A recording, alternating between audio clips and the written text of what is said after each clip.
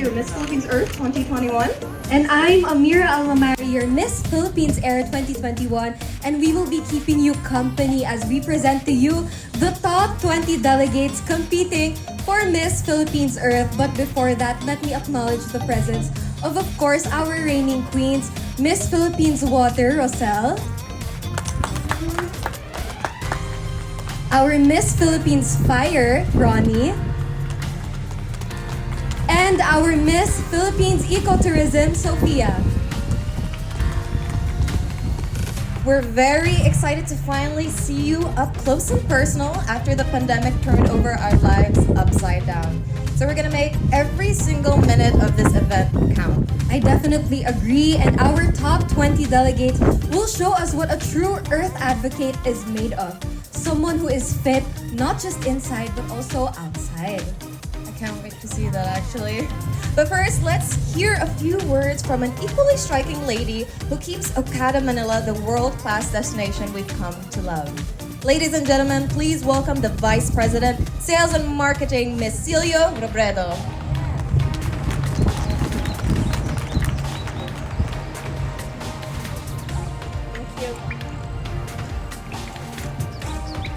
Good afternoon, everyone. Welcome to Okada Manila, the Philippines' biggest integrated resort.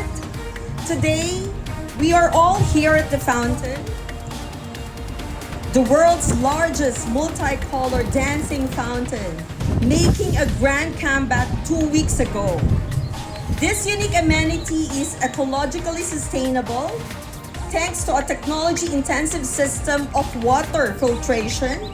It produces zero water waste, making its grand performances not only memorable experiences, but also environmentally sound. At the core of it all is the importance of sustainability, improving the lives of those around us and our surrounding communities so that the future generations can benefit. For us at Okada Manila, sustainability is maintaining business over the short, medium, long term, delivering continual value to our stakeholders. We are consistently trying to meet the needs of these groups based on the challenges of today's world. We have always supported Miss Earth Philippines advocacies in its conservation efforts. In fact, Miss Earth holds the distinction of the first beauty pageant held here on property back in 2018. And our third year of partnership with Carousel Productions proves this. So indeed, their 2022 theme, Miss Earth Loves Fauna, emphasizes the importance of caring for animal life, giving awareness of how, whether wildlife or domestic, are essential members of the environment, which must be given proper care and attention. And this truth ran truer as animals helped us humans cope with the emotional stress most of us experience during lockdowns and vice versa. We hope that through this year's team, we are able to put more importance and focus on how animal life improves our social and emotional well-being, and how we can reciprocate this kindness, just like how our candidates recently visited the Philippine Animal Welfare Society shelter. On behalf of the Okada Manila management, I thank you all, Ms. Lorraine Shock, Peachy Veneracion, and Carousel Productions for your continued trust in our team. Maraming salamat po. Mabuhay po kayong lahat. Enjoy the rest of the afternoon. Thank you very much. Thank you very much, Miss Yellow, and I definitely agree with everything she has said in her speech because as we can... Oh, it's so windy nga. Miss Earth Air nga talaga ako. Okada Manila has been giving its all-out support as we can see today to the Miss Philippines Earth and Miss Earth organization. And we'd like to take this opportunity to thank and acknowledge some people behind Okada. Antonio Cuanco, President. Celio Robredo, Vice President, Sales and Marketing. Vince Lim, Assistant Vice President, Corporate Marketing and Communications. Andres Bala, Vice President, Food and Beverage. We'd also like to acknowledge the wonderful people behind the pageant who have been working hard to make Miss Philippines Earth possible, rain or shine or wind, pandemic or not. Starting with the consultants of Miss Earth Foundation, Miss Catherine Utalan Vital and Miss Karen Ibasco. We have Carousel Productions President, Mr. Ramon Monzon, Vice President and Project Director, Miss Peachy Veneracion. And of course, the birthday celebrant, the Executive Vice President and co-founder of Miss Philippines Earth, Miss Lorraine Shuck. Everybody, give a round of applause. Of course, happy birthday to our beloved Miss Lorraine Shuck. Now on to the first part of our thrilling presentation. The top 20 delegates will show us that it takes more than just head-turning curves to save the planet, of course. One should also be fit enough to take on different challenges. So we've invited some experts to sit on our judging panel in the fitness and form category, and here they are. AB medaled fitness enthusiast who's an ISSA certified transformation coach and NASM certified fitness trainer, our very own Miss Philippines Fire 2019, Miss Alexandra Marie Dairit.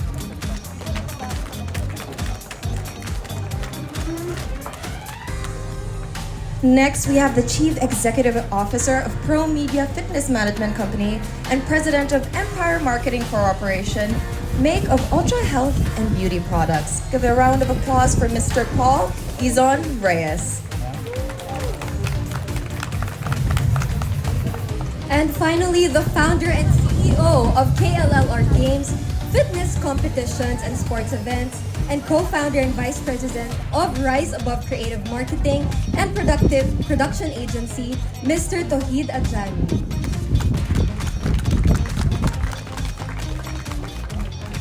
So I guess everyone is ready? Wearing swimsuit designed by Ricky Abed, here are the top 20 delegates of Miss Philippines Earth 2022.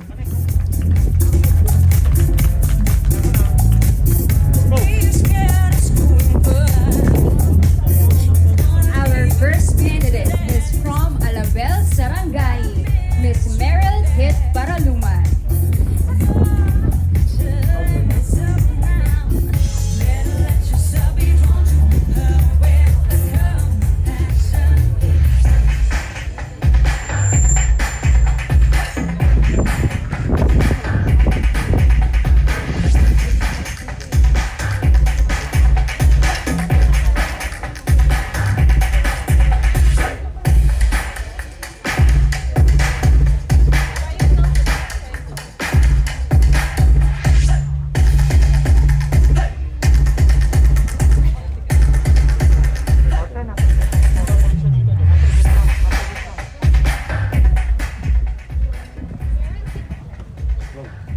Meryl Kit Paraluman, representing the capital town of Sarangay Province, the municipality of Alabel.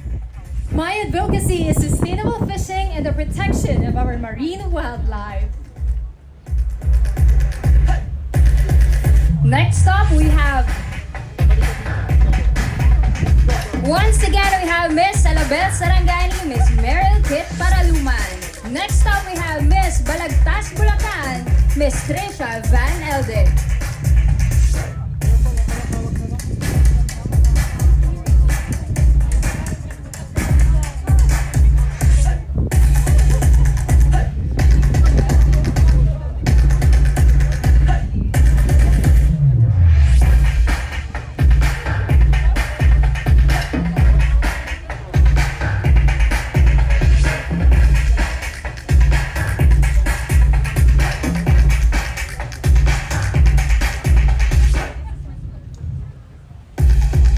Trisha Van Eldick from Balagtas, Bulacan.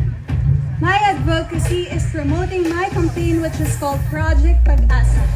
This focuses on proper waste management and teaches seminars for the young ones about environmental awareness.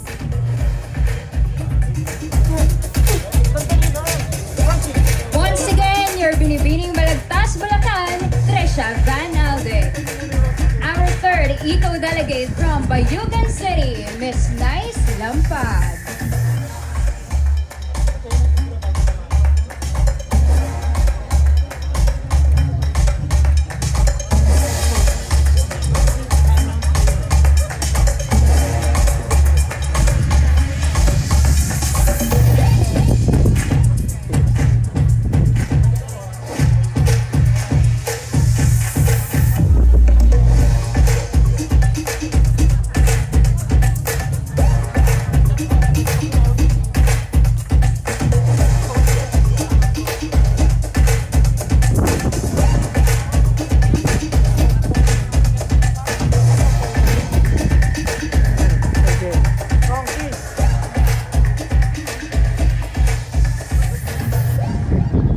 Nice Piñero Lampad, representing from the rice, corn, and cut flour capital of Agusan del Sur, Bayugan City.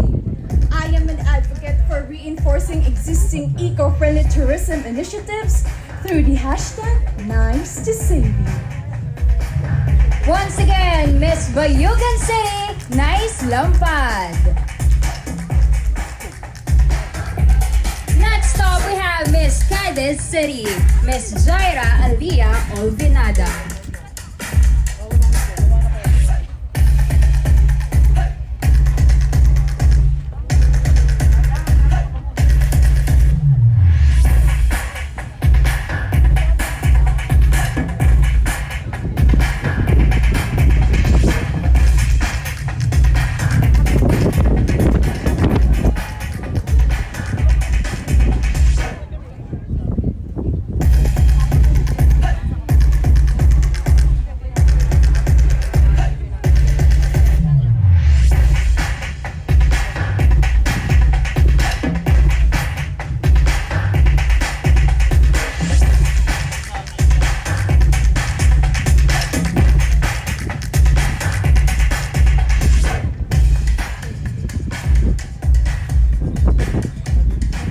Jaira Alia Olvinada, representing the City of Wales, Cadiz City, Negros Occidental.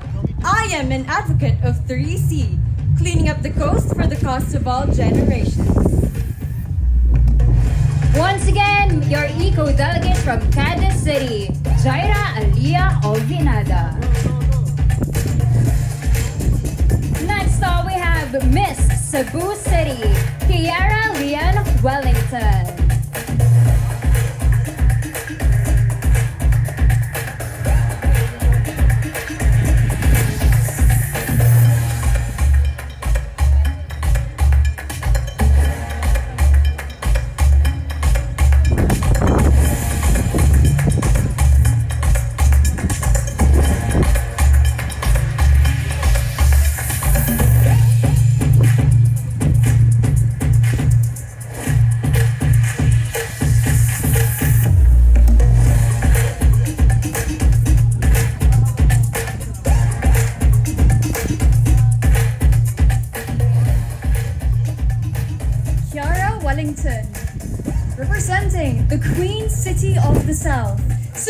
City.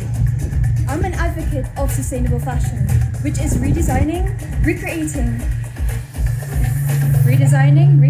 and reusing fabrics. Thank you. Once again from Cebu City, Kiara Leanne Wellington. Up next we have Miss Dipolog City, Rashay Santos.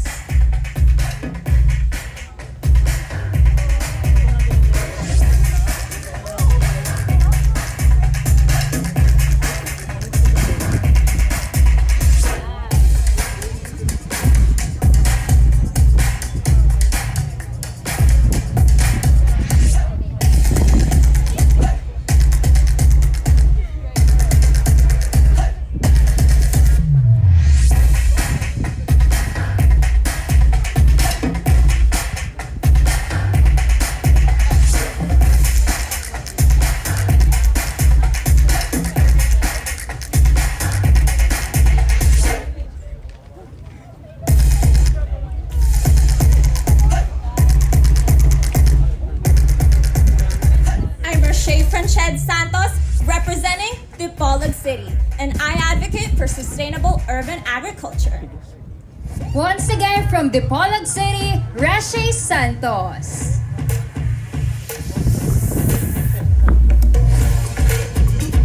Our next eco-delegate is from the Filipino community of Dubai, UAE, Miss Crystalline Abrenica.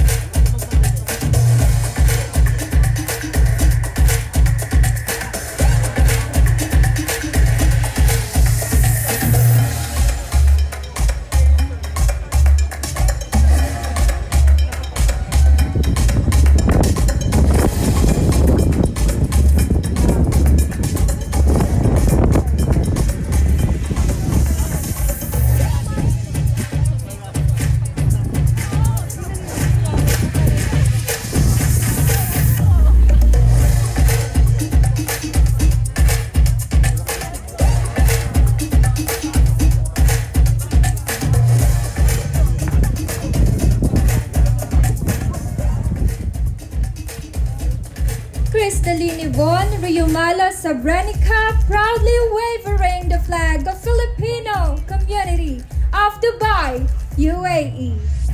I am an advocate of biodiversity conservation.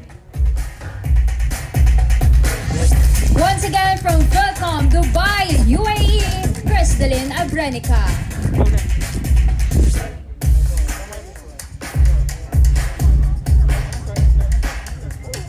Next up, we have Hasaan Misamis Oriental, Zimema Tempra.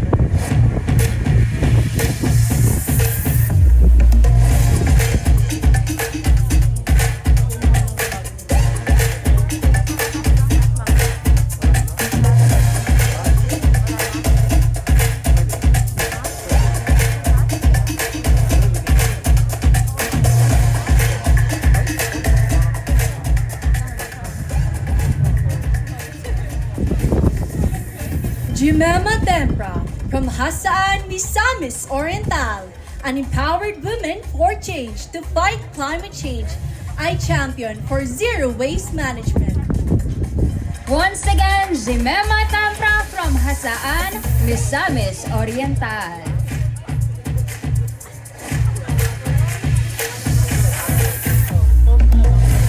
Our next eco-delegate is from Las Piñas City, Bea Cecilio.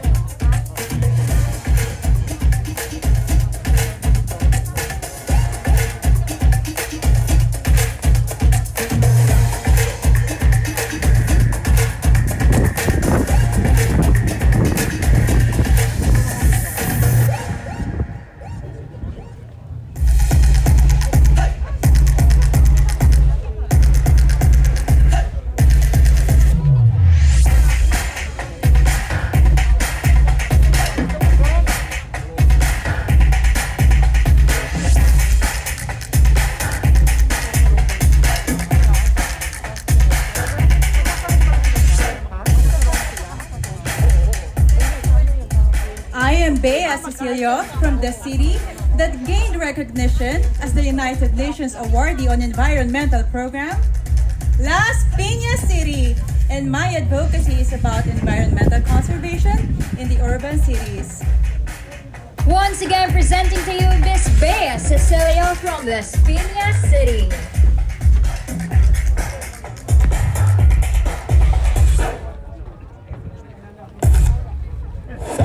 Next up, we have Miss Legazpi City, Erica Vina Talavera Tan.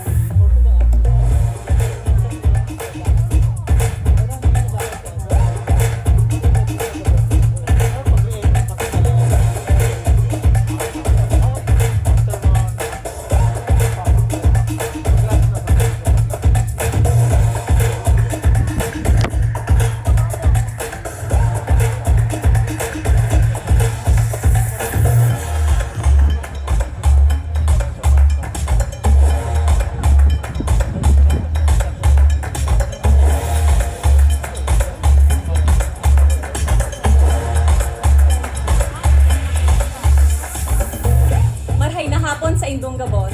My name's Erica Vina Talavera Tan, proud to represent my hometown, the city of fun and adventure, Legazpi City, Albay. And I am an advocate of coral planting, which I believe is such an essential when it comes to marine conservation. Once again, Erica Vina Talavera Tan from Legazpi City. Next up, we have Miss Makati City, Trina Martinez.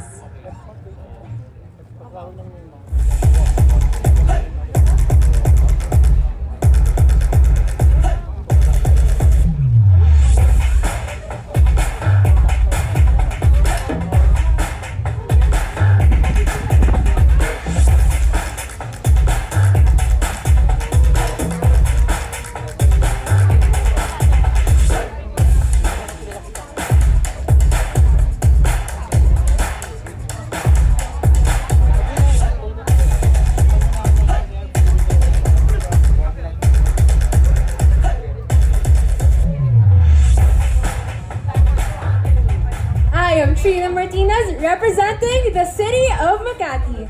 I am an advocate of animal welfare and the promotion of spaying and neutering to stray animals. Once again, Trina Martinez from Makati City. Next up, we have from the city of Mandaluyong, Jennifer De Asis.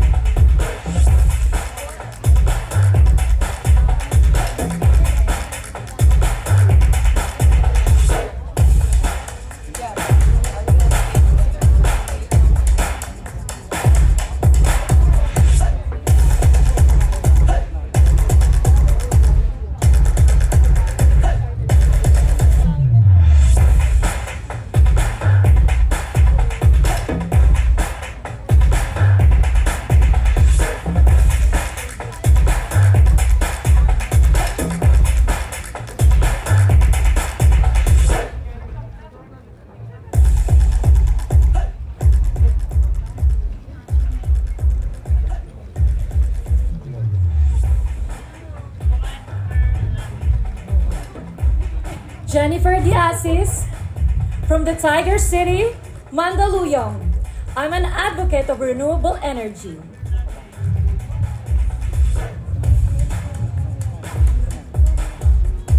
Once again, Jennifer De Asis from the city of Mandaluyong.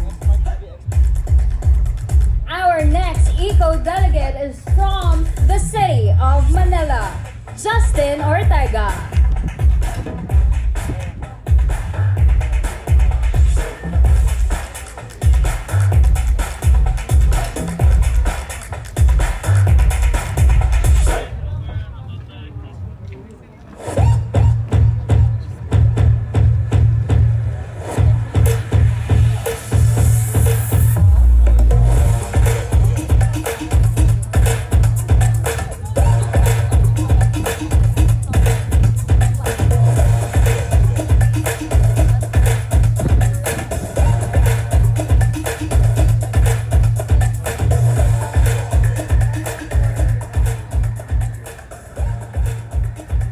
name is Justine Ortega from the capital of the Philippines, the city of Manila. And my advocacy is SOLAR, which stands for Sustainability of Life through Alternative Solutions and Renewable Energy. Once again, Justin Ortega from the city of Manila.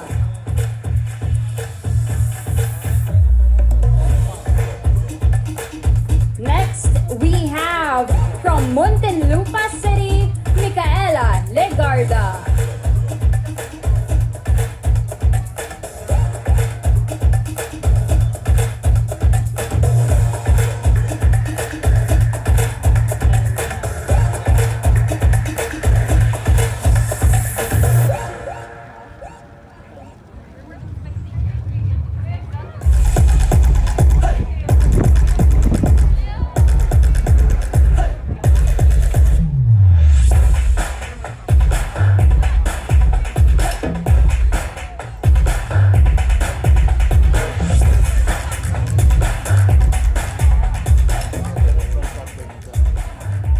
Maria Micaela Jean Legarda from the Emerald City of the Philippines, Muntinlupa City. I'm an advocate for using eco-friendly bag or hashtag bring your own bayong. Once again, Micaela Legarda from Muntinlupa City. Up next, we have from the municipality of Pateros, Jasmine Calma.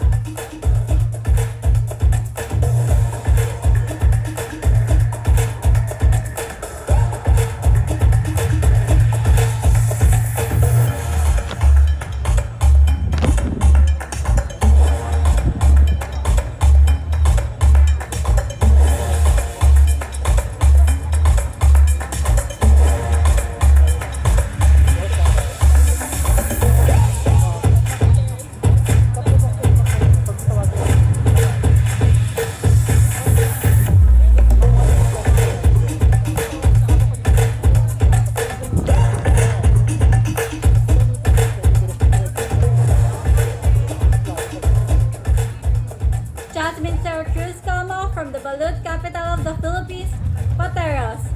I am an advocate of sustainable fashion that focuses on donating, thrifting, reworking, and making your closet the first go-to place when choosing a fashionable piece of clothing. Once again, we have Jasmine Calma from the municipality of Pateros. Our next eco-delegate is from Quezon City, Maria Lourdes de Leon.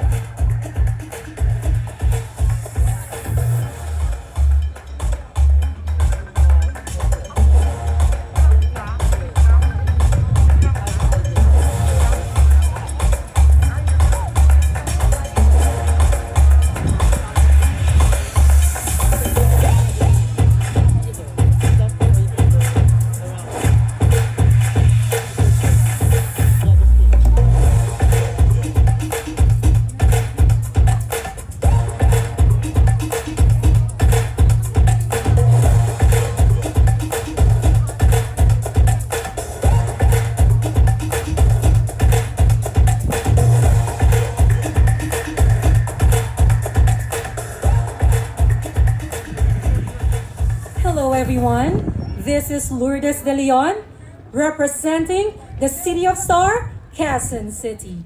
My advocacy is about urban biodiversity conservation, including urban farming and tree planting. Once again, Maria Lourdes de Leon from Quezon City.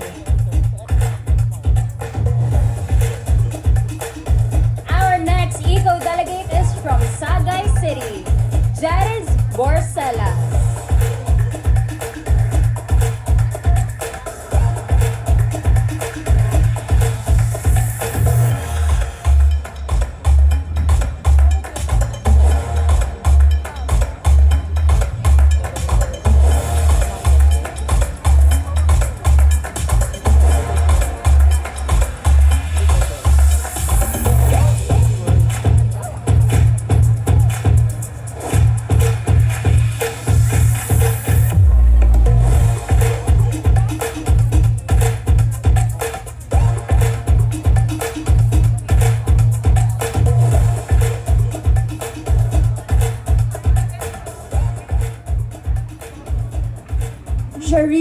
Salas, representing the place where love for nature begins, Sagay City.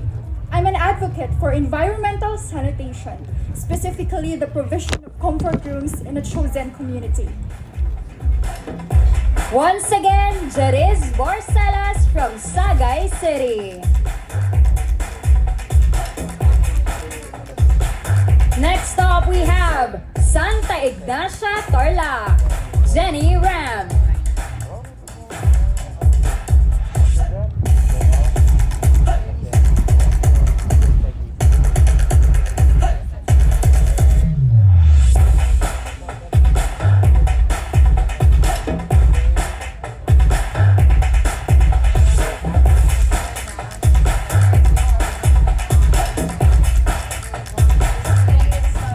Jenny Ram from Santa Ignacia, Tarlac.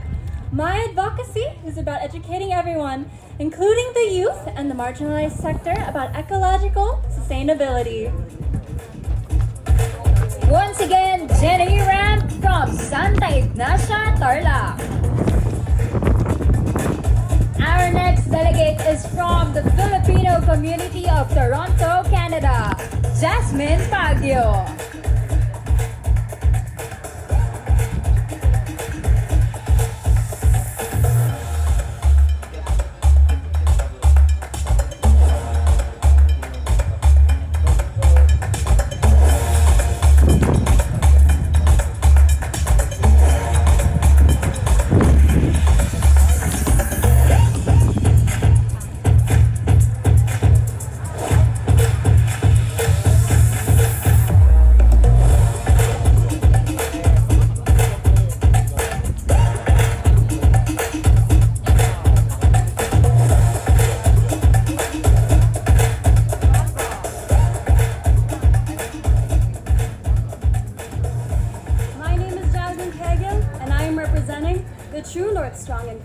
The Filipino community of Toronto, Canada. I am an advocate for the education behind recycling and proper waste management and segregation, something that I feel is very needed and necessary in our home, the Philippines. Once again, Jasmine Baguio from the Philcom of Toronto, Canada. Next up, we have Miss 13 Martires City, Angel Santos.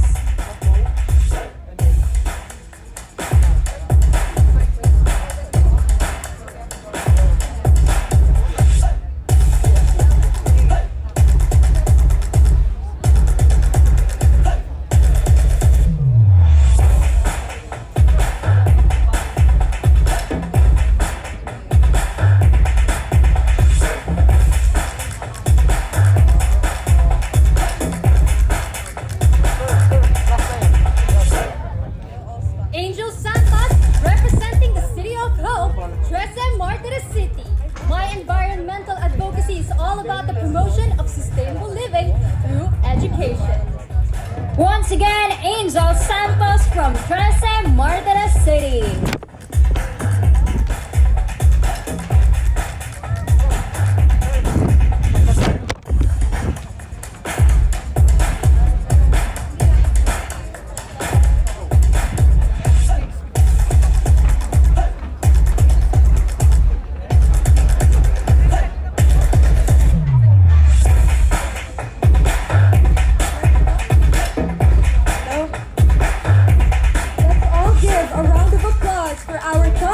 Delegates in their beachwear.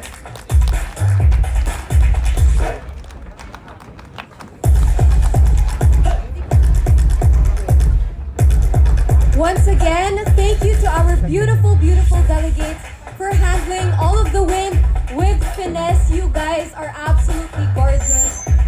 And right now, I would like to congratulate everyone for doing an amazing job. Don't you think? Our media, I think, they are very happy to see you all for the first time, if I'm not mistaken.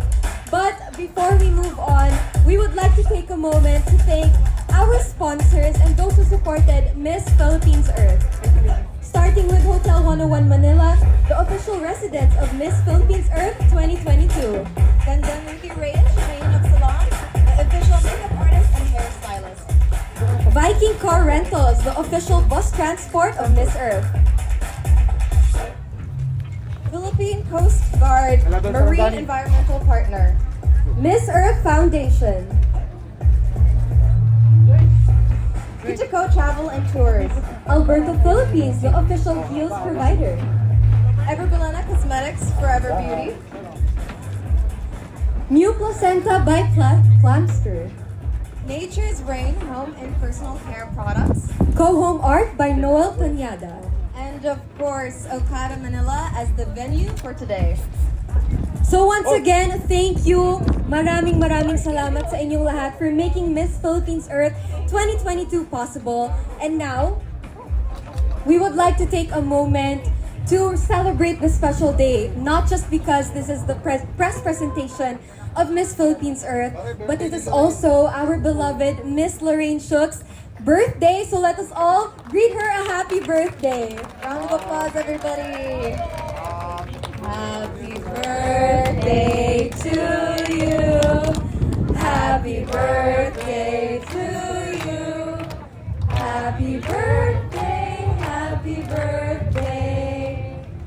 Happy birthday to you.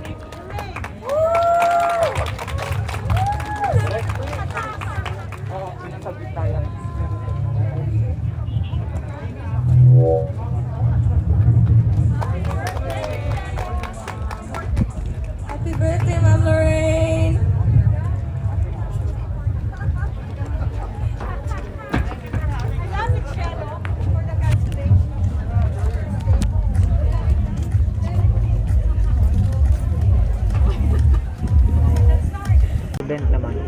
Alright, thank you so much everyone, and thank you to Miss Lorraine. Happy birthday once again. Without you, we would not be here today. Nana? We will put each of the top 20 delegates on the hot seat to taste their wit and charm. And we will have another group of experts joining us on this round. First up, he's a furniture designer, artist, and ecopreneur rolled into one, the president and CEO of Alpha Distinct Development Solutions Incorporated, the founder of Eco Home Art, Board of Trustee of the Chamber of Furniture Designers of the Philippines, and Director of Choral Movement, Mr. Noel Tanyada.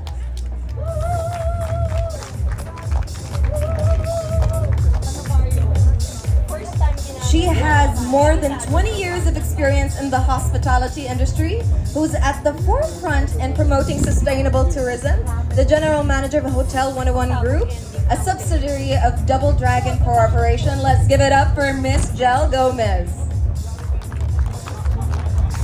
Last but definitely not the least, an educator, physicist, international speaker, an advocate for the environment, and a beauty queen. She's none other than Miss Philippines Earth and Miss Earth 2017, Miss Karen Ibasco.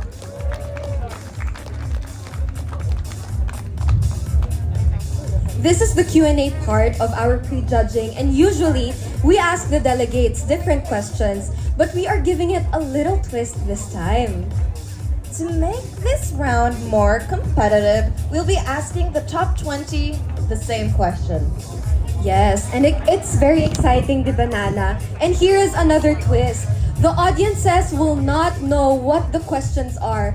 It will only be the judges and the hosts. So you listen carefully to the queens, because otherwise you won't be able to know who did the best. So let us appreciate their performance right now. So I can't wait to get this round started. Let's call on our first delegate, Miss Alabel Sarangani. Meryl Kit Paraluman. As a chemistry student and from a coastal province, she felt that she needed to act upon the problem. And so she is here advocating for sustainable fishing and the protection of marine wildlife. So I am going to show her question, and she won't be repeating it to the audience. So let us listen to her answer. Good luck.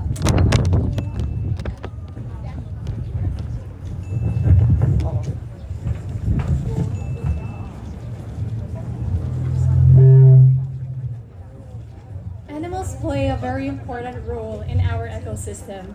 They help balance our environment.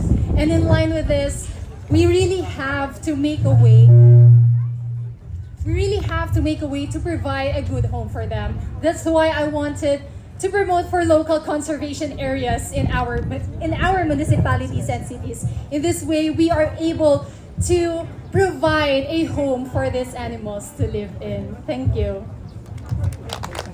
Thank you very much, Alabel Sarangani. Now next up, we have our next Eco Delegate. Miss Balagtas Bulacan, Trisha Van Eldik. Her environmental advocacy is the promotion of the campaign Project Pag-asa.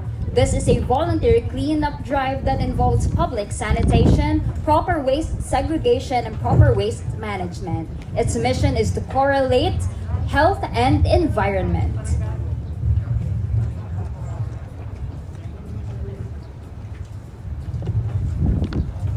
For me, animals play a crucial part or role in everyone's life. Personally, I have a dog, and for me, whenever I encounter sadness in my life, the dogs cheer me up. And like other animals, and like my fauna, the Philippine eagle, it is known for its rich heritage. And I think that this is the time that we should take care of it. Preserve our earth, preserve our animals, let the earth breathe. Thank you.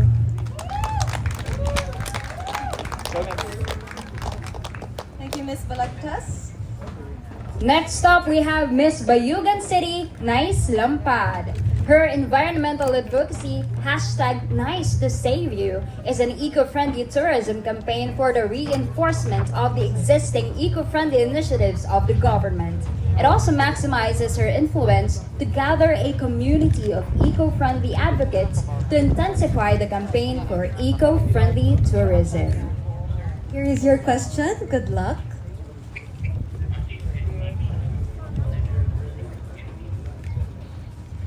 Crows have been misinterpreted. They were represented as shadows or death, but they are more than just that. They bring life, they bring fertile to soil, and that alone is very important. That is why I campaign for #Nice to Save You, to save not just the people, but also the animal. You is not you without your companion. That is why #Nice to Save You. Thank you very much. Next up, we have Miss Cadiz City, Jaira Alia Olvinada. Clean up the coast for the cost of all generations is her advocacy. Because the planet that we live in is in a drastic change due to the selfish and detrimental activities of irresponsible humans. And if we are the cause of these sickening problems, then we must also be the solution. For her, it is not only us humans who suffer from the consequences, but a whole ecosystem, including all the living things and all the future generations. Good afternoon, I think that the fauna is very important to have a balance in the ecosystem. Today, the world that we are living is in a drastic change due to the selfish and detrimental activities of us humans. And it is not only us humans who suffer these consequences. This includes the fauna, the flora, and everything on Earth. And I believe that we don't have to wait for the catastrophic end of this Earth. We have to take actions now. Speak up, take actions, be eco-friendly, because every green action can help in sustainability. Thank you. Next up, we have Miss Cebu City, Kiara Lian Wellington. Her environmental advocacy is sustainable fashion. She chose this advocacy because she loves fashion and she knows in the future that she is going to make beautiful masterpieces that are made of recyclable scrap fabrics. She also hopes that through this, she will somehow reduce the fast fashion industry and to help Mother Earth heal.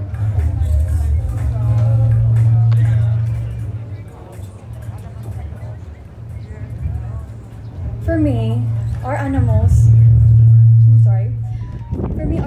actually has a big impact in our environment. Why? Because they help our Mother Earth thrive and become a better place. And because of us, you're destroying it. And we should not do that. So for me, We should change our ways in making our Mother Earth a better place to live in. Thank you. Next up, we have Miss Dipolog City, Rache Santos. Access to healthy food is a basic human right, but it's a sad reality that 1 out of 3 Filipino children are stunted and children die from malnutrition. That is why she is working with Kids Who Farm, whose mission is to impart basic farming skills to communities, empowering them, especially the youth, to be the next generation of food producers, aiming to build a food-secure future. Hello everybody. So for my case, my chosen fauna is a sardinella or a small fish. So a fish may be so tiny and they may seem very futile for our environment, but they're also the ones who are giving us energy every time we eat them. We all have a role in this world, and biodiversity is necessary. For example, a fish eats plants and bigger fishes eat the sardines, and we intake those and we get energy from that as well, not only energy and protein. And biodiversity is necessary to keep that cycle that all of us benefits. And if we take care of these, then we are not only helping the environment, but we're also nurturing the world and the environment for our future and the children. Thank you. Let's welcome Philcom Dubai UAE, Crystalline Abrenica. Her environmental advocacy centers on biodiversity conservation. As an individual who grew up in a hometown where agriculture is the main source of livelihood, she witnessed how our lives are deeply interconnected with nature. With this, she chose to preserve biodiversity as the core of advocacy because, for her, it indicates our future. Our lives solely depend on it.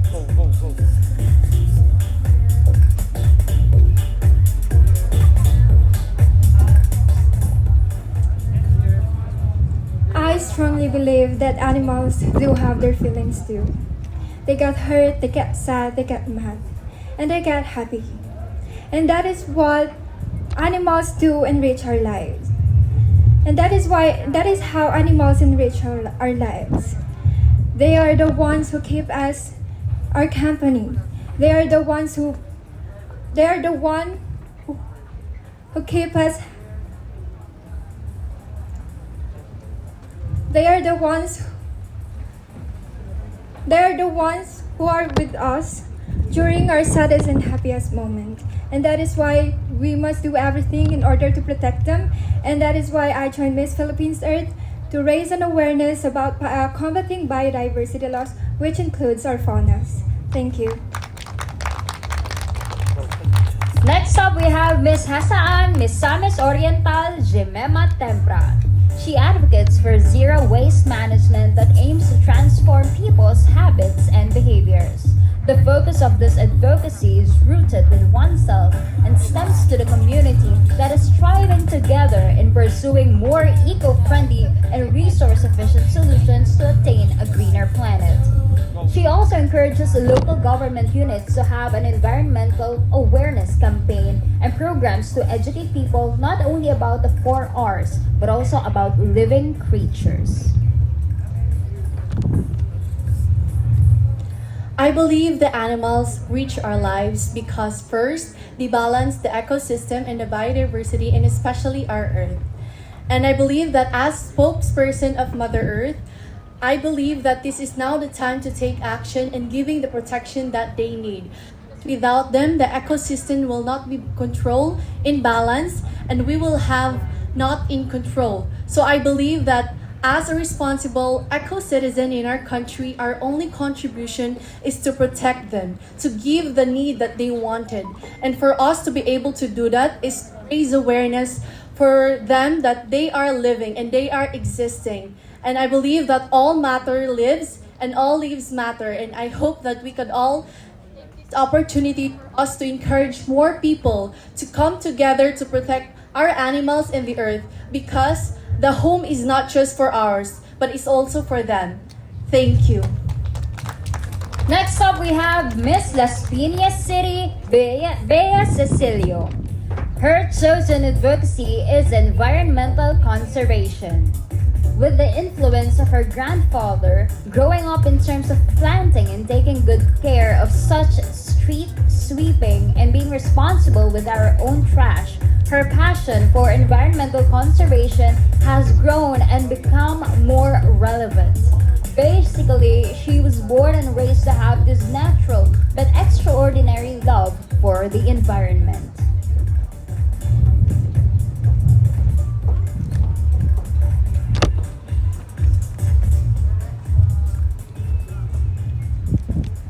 Our lives as humans are the same as the animals. So they play an important role in our ecosystem. And so I would like to thank them because without them, the ecosystem won't be balanced. And of course, the livelihood of many people won't be the same. Like they give us livelihood, they give us food and everything. And so it is a gift from God. They are all gifts from God. And so as a human, we are all equal as them. So I thank them with all my heart. Thank you. Next up, we have Miss Legazpi City, Erica Vina Tan. Her environmental advocacy is marine conservation. It is closest to her heart because as a swimmer and a free diver, she has a front row seat to see how much people have damaged our beautiful oceans and seas. She believes that this needs great attention, especially for us Filipinos who live in a country surrounded by water. I believe that animals enrich our lives. I grew up with a brother who is not only interested when it comes to animals, but is also now studying veterinary medicine. I believe that animals enrich our lives by educating us with different values. Specifically, like dogs, they value us, they teach us the value of friendship and whatnot. So I encourage everyone, let us educate ourselves with different faunas, and after educating ourselves, let us also educate others. Thank you. Next, we have Miss Makati City, Trina Martinez. She advocates for renewable energy because it plays such a big part in easing climate change. We must take a stand on limiting greenhouse emissions and fossil fuel usage as it heavily contributes to global warming. She also wants to promote spaying and neutering to stray animals to reduce overpopulation. With this, we can stay away from euthanizing stray animals. And to help the endangered species, we have to make our country wildlife friendly. Hello everyone. As an advocate of animal welfare, I think animals enrich our lives in such different ways. Animals really help us with our emotional states, especially when we are down. Pets pretty much make our lives so much better, and aside from that, they add so much color to our lives. Just like my fauna, the butterfly called Arapala aronia, I believe that they bring so much color to our lives, and for that, I think that everyone should adopt animals, especially in this time. Thank you. Next up, we have Miss Mandaluyong City, Jennifer De Asis. Her advocacy focuses on renewable energy, which she thinks is the best source of energy. It's considered to be the cleanest source of energy that everyone will benefit from. People should convert to renewable energy due to alarming climate change that we've been experiencing. If we don't act now, our future generations will suffer. She hopes people will be enlightened about our ecological concerns and will help them to be environmentally aware.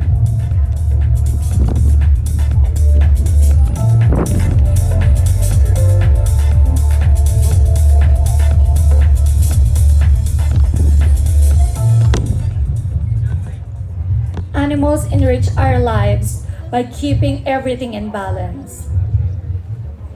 If one species will die, our humanity will die also. It is important for us to protect our animals as well as we protect our humanity. We should have empathy to be able to take good care of our environment as well as our faunas. Thank you. Next up, we have Miss City of Manila, Justin Ortega. Sustainability of life through alternative solutions and renewable energy, or solar, is her environmental advocacy. She's always been a champion of renewable energy, specifically solar energy, as influenced by her previous work in the renewable energy sector, which made her realize the urgency of climate change and the scale of impact if we fast-track the I believe that integration. apologies, Sophia. I believe that animals enrich our lives in many ways. One of it, similar to the chosen fauna, the Philippine bleeding heart, which facilitates pollination in the forest, provides us food, it provides us shelter, and they provide us livestock. Animals, in a lot of ways, even in our homes, even like our pet dog, actually enhances and makes us happy through our mental health. I believe that overall, we are all created equal. Here on Earth, us plants, humans, animals are supposed to be important, and we complement each other's role because that is the way we are made here on Earth. That's why we should always remember that as we protect Mother Earth, we are not just protecting it for our loved ones, but we are also protecting it for the faunas and for the floras of the Earth. Next up, we have Miss Muntinlupa City, Micaela Legarda, promoting BYOB, Bring Your Own Bag or Bayong. This is a project that was implemented in our city a few years ago. Muntinlupa is also the very first city in the Philippines to ban the use of plastic bags and styrofoam for packaging. Hi everyone! Animals are just like humans. They're also important in our planet. As nowadays, we actually saw in television, radio, and of course in social media that animals really need our help. As a woman of the earth, and as a voice of the earth and part of Miss Philippines Earth, I would really love to convey a message that we should protect the animals, not just the environment, because they have like specific importance in balancing the Mother Earth.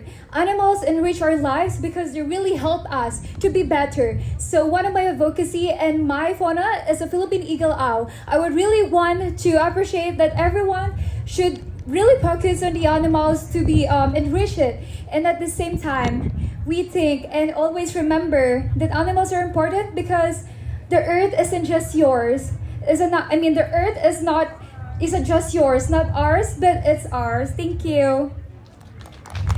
Next up, we have Miss Municipality of Pateros, Jasmine Calma. Her environmental advocacy is sustainable fashion. She's been practicing this unconsciously ever since, but she became aware of it when their house burned down. The amount of clothes they received were almost the same amount of clothes that they had before.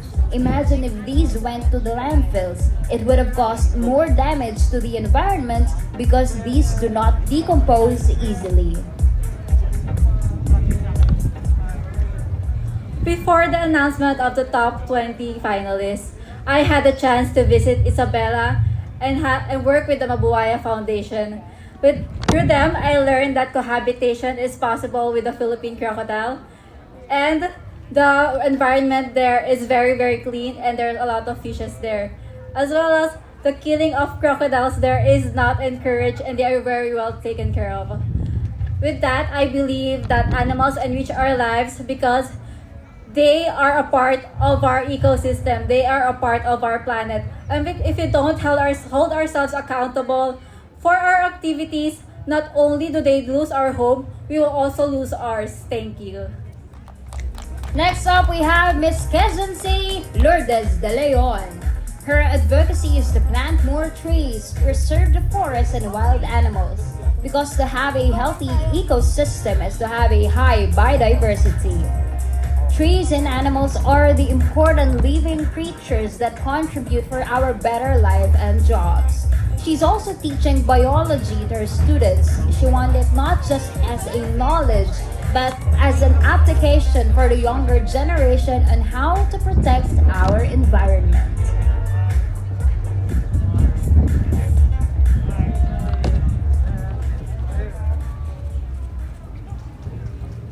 animals are very important in our world. Of course, animals can complete the biodiversity of our human world.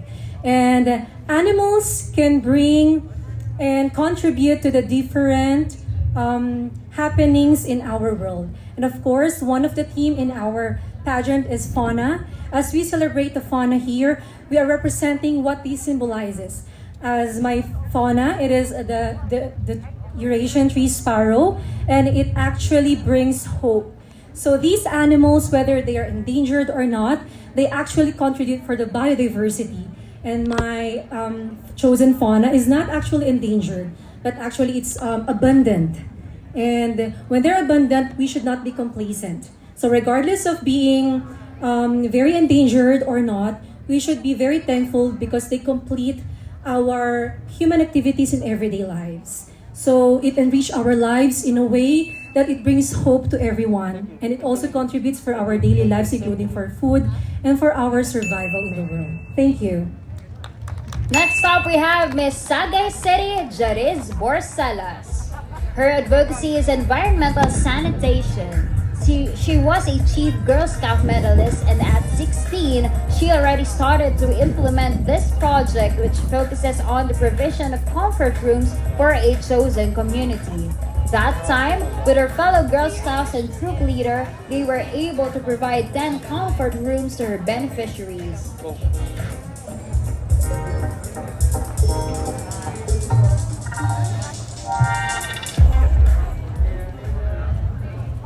Good afternoon. Animals are a significant part of our ecosystem.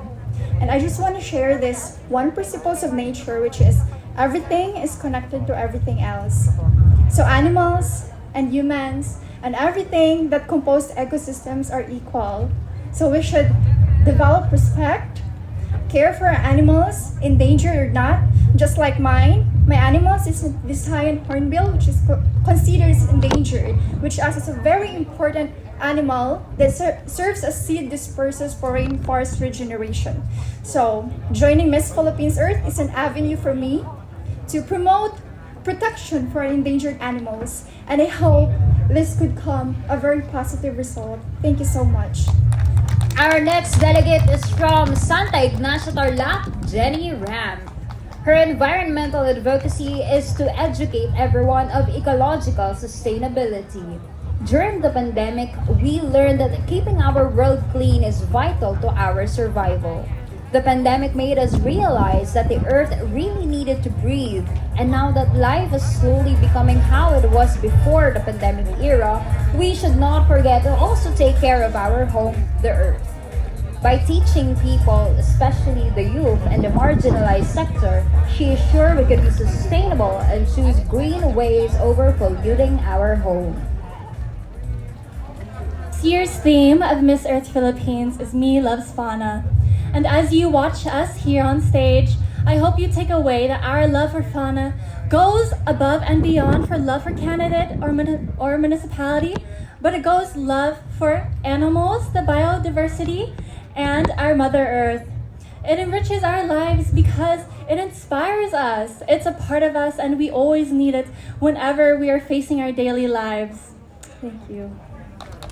Next, we have from the Filipino community of Toronto, Canada, Jasmine Pagyo. Her environmental advocacy is the education behind proper waste management and recycling. Ever since she was young, she was taught to reduce, reuse, and recycle. Although it may seem straightforward, the task of recycling and proper waste management is more intricate than it might seem. Hello everybody. I truly believe that when it comes to animals and the conservation of all wildlife in this planet, we need to be a voice for the voiceless. We need to treat the planet, especially all living beings, with equality and respect, just like the 5 R's taught us. Thank you. Next up, we have Miss Teresa Martinez City, Angel Santos. With her belief that our best efforts to create change in this world is by starting with ourselves. Her environmental advocacy is sustainable living. She trusts that if we reduce our personal and societal environmental impact, we can create positive changes which will counteract climate change.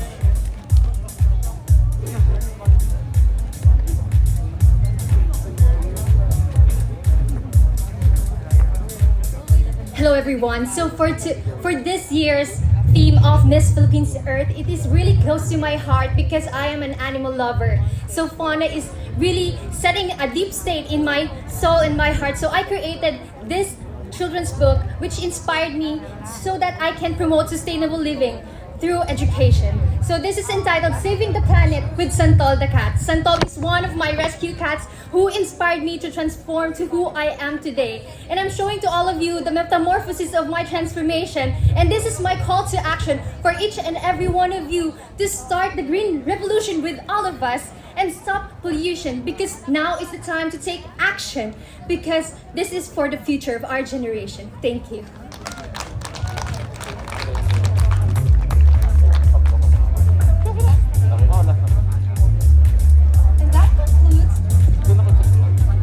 And that concludes the intelligence round of our prejudging. Let's give our delegates another round of applause for a job well done. They're really not making it hard for our judges. I definitely agree. I wouldn't want to be in the position of our esteemed judges today. Everyone did so well. And of course, may the best woman of the earth win. So right now, let us welcome back our top 20 delegates of Miss Philippines Earth 2022.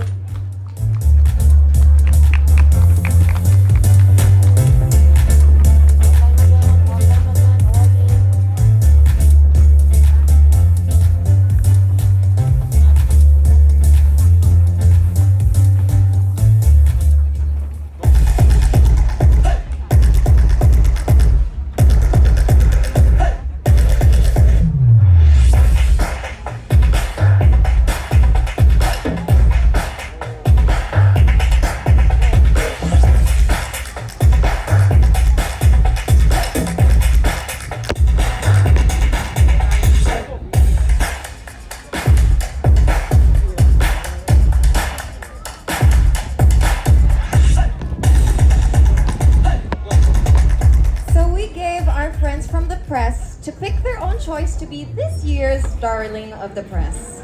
So to present the award, we have veteran broadcast journalist, Mr. Mario Dumawal.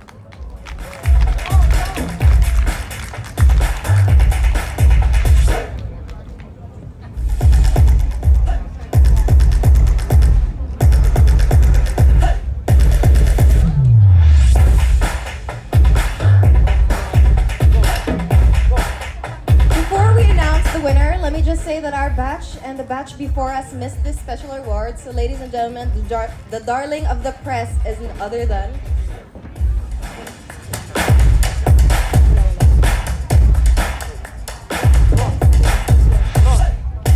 bronze medalist, City of Manila.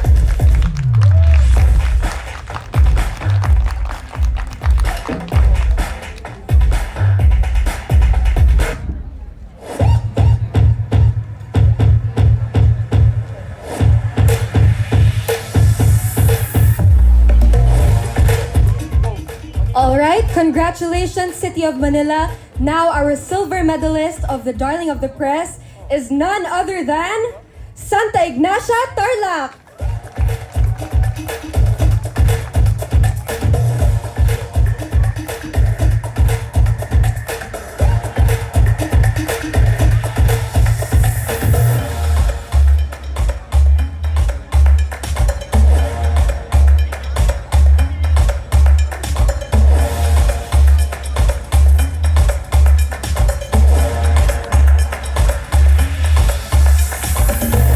Finally, ladies and gentlemen, this year's Darling of the Press is none other than Mandaluyong City.